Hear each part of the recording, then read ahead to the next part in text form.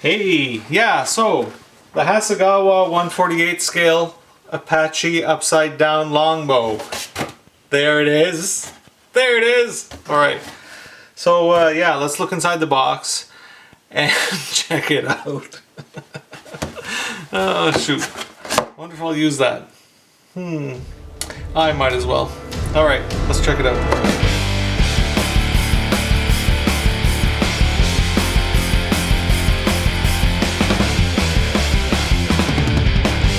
Alright, so yeah, okay, right on. Yeah, alright, okay, yeah.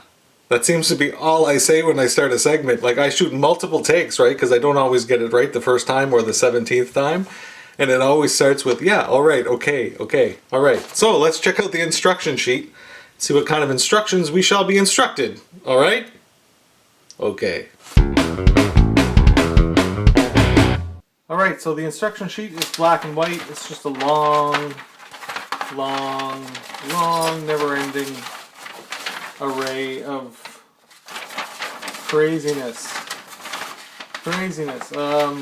There's about 26 steps plus decals and markings. 26 steps. And everything's just kind of thrown together. I've looked at this a couple times and it's not that difficult, I don't think, to follow along, but if you get this, you're definitely going to want to pre-read it and then reread it. So basically we're starting with the pilots, then we get into the cockpit. There's an Aries resin cockpit available for this, about 40 bucks give or take. I'm not going to be using it, but it looks nice. I do have a bunch of photo etch on the way for this. Let's see now, I've got kind of jumping guns here, but I've got Edwards 49201 resin set, which has cockpit stuff and external stuff, and there's a whole smorgasbord of photo etch coming for this. But back to the kit itself, it looks like a really nice detailed cockpit right out of the box, and then by adding the PE you get that much more. And if you wanted to do the resin cockpit thing, well, I think that would look awesome too. So yeah, you're assembling the cockpit, get that together, get the fuselage assembled, and then after it's assembled there's some additional stuff that goes into the office there, and basically get all the main components together. And we work on struts, tires. Looks like the wheels are weighted according to the instructions.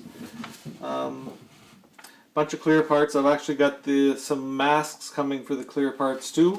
That was really recommended to me by Adam Phillips, who built this kit, and said that it was totally worth the money. So I think that was 12 bucks for the masks for the clear parts. Like, they've got separate washers right out of the kit. The photo etch set does cover that, and when I get there I'll just see which one looks better. Chances are the PE looks better, but we'll see. Yeah. Engines. Well, actually, you don't have an engine with this set. You just have the covers. Cowlings, I guess. Whoops. There we go. Do they call those cowlings? I think so. I'm no expert by any stretch. Man, oh man, I got a lot to learn.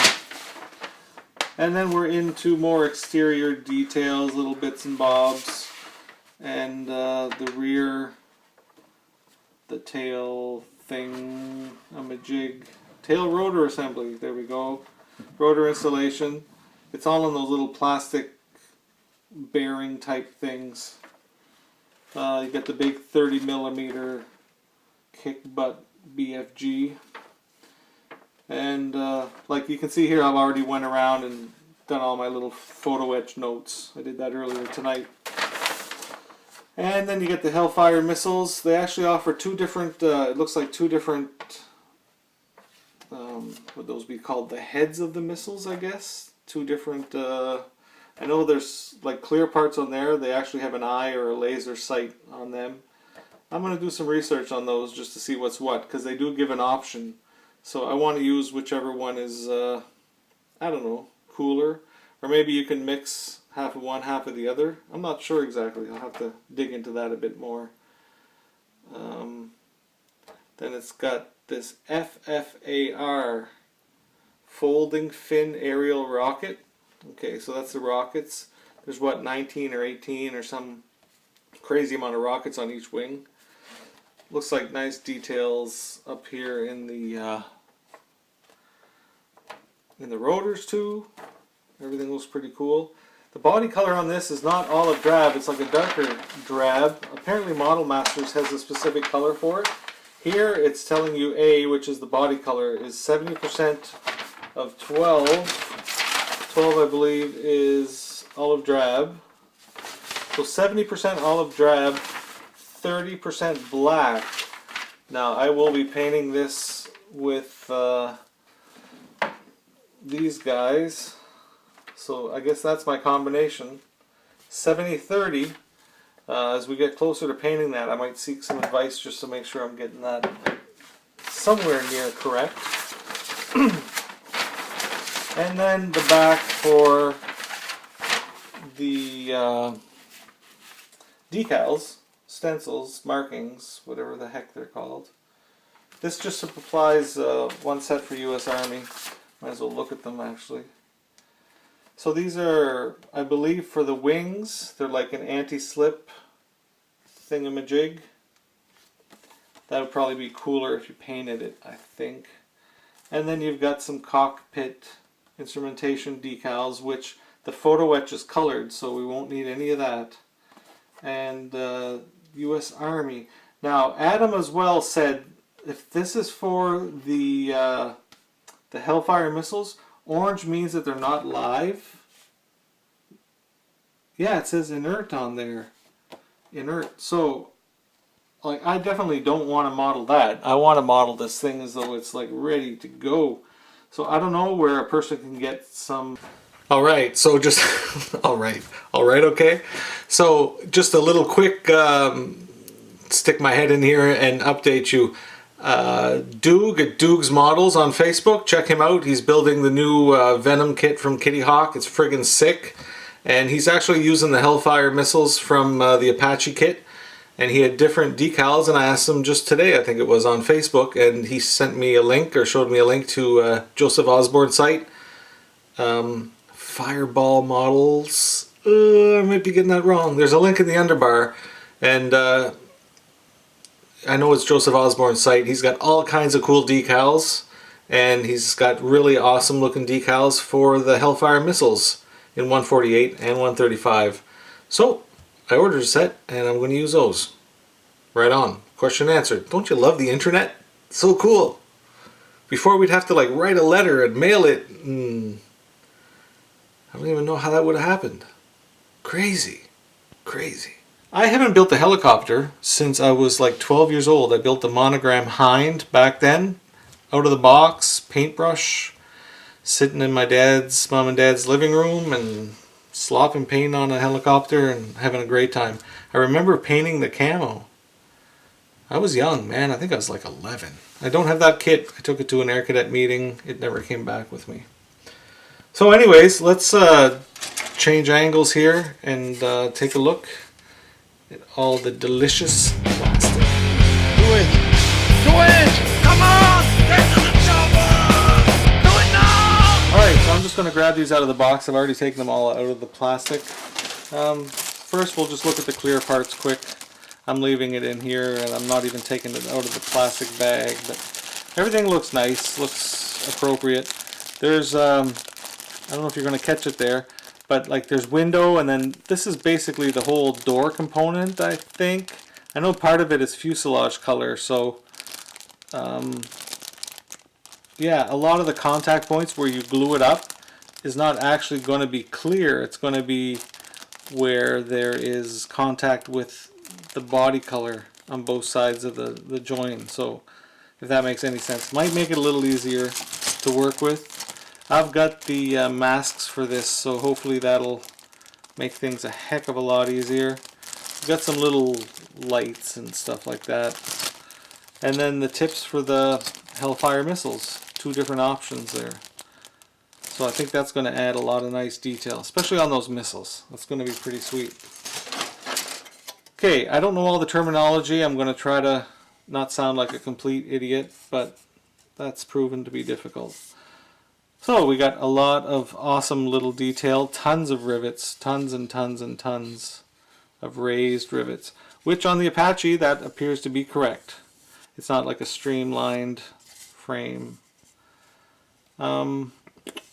Raised panel line, or not raised panel lines, engraved, everything's modern.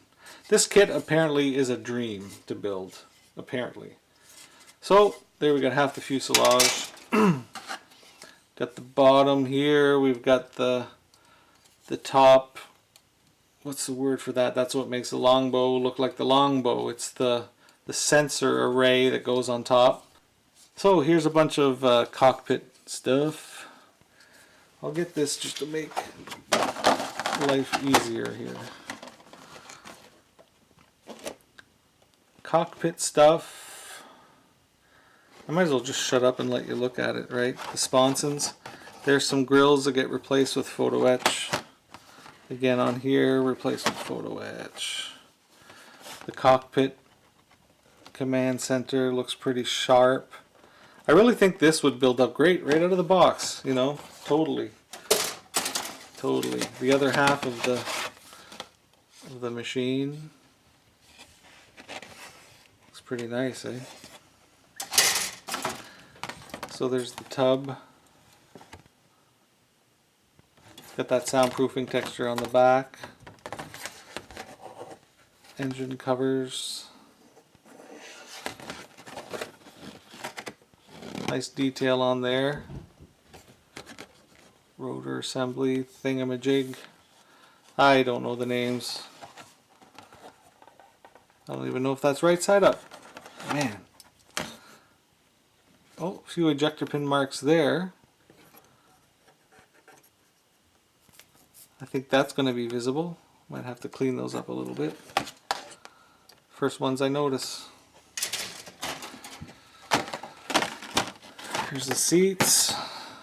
I'm going to have to sand off, scrape off, remove those seat belts. And actually the seats on the real McCoy have a nice texture to them. I'm going to try to figure out a way to duplicate that. It's got like a cross hatch type of texture. There's Pilot Buddy.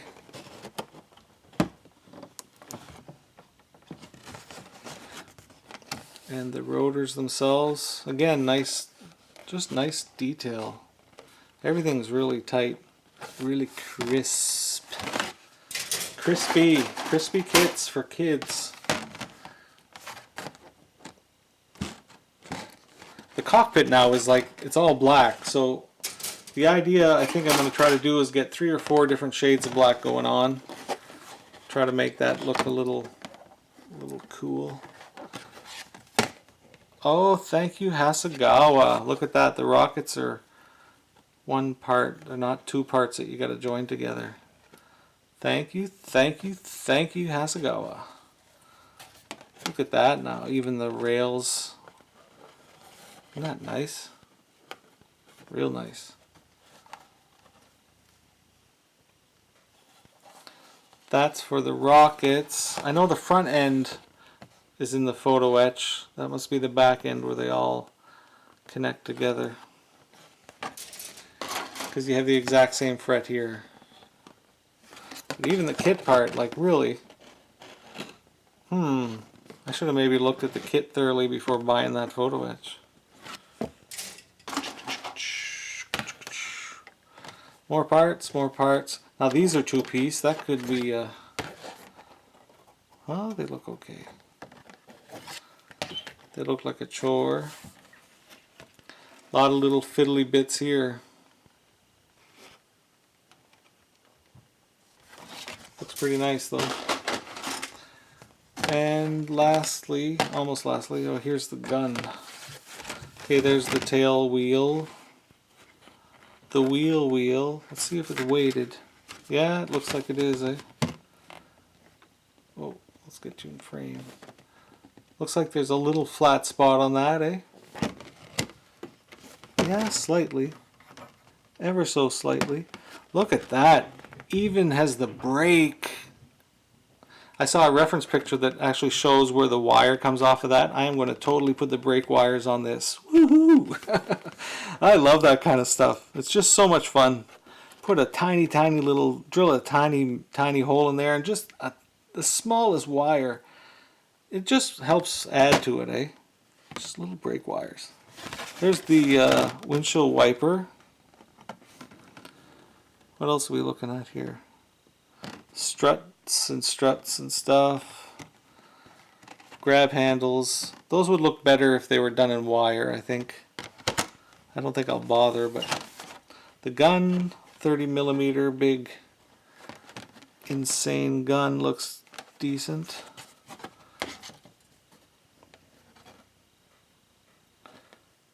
Looks decent.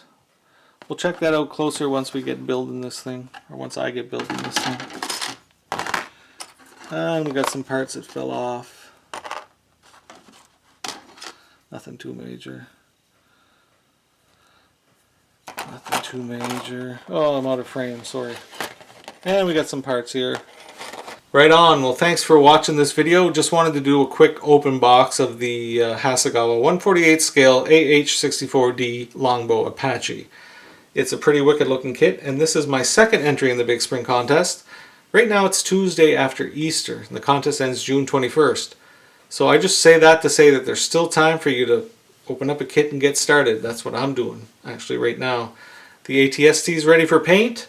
I'm going to start building this, and then when I kind of get not tired, but you know, tired of building, I can spend a night or two painting back and forth, and hopefully get this done in the next 10 weeks. So skip on over to ScaleModelAddict.com. There's at least 65 work in progress threads going on for the contest. Plus, who knows how many people aren't posting work in progress. So it's a big contest this year with a lot of prizes from some amazing sponsors and companies that we're very privileged to have the opportunity to work with. And I mean that. Very privileged that we have all these people sponsoring us. So thanks to them for that. And thank you for watching this video, commenting, sharing, thumbs upping, subscribing, all that jazz. I appreciate you supporting the YouTube channel and the website. And be sure to check out ScaleModelAddictMagazine.com as well. Issue 5 is there, along with issue 1, 2, 3, and 4. We do have some back issues, although I was talking to Ken today, and he said 2 and 3 are like barely hanging on. There's not many left at all. And by that, I think he means like under 30 of each. So issue 2 and 3, once they're gone, they are gone. Gone. We're not reprinting them. Okay? So, thanks again, and we'll see you in the next video. God bless. Bye.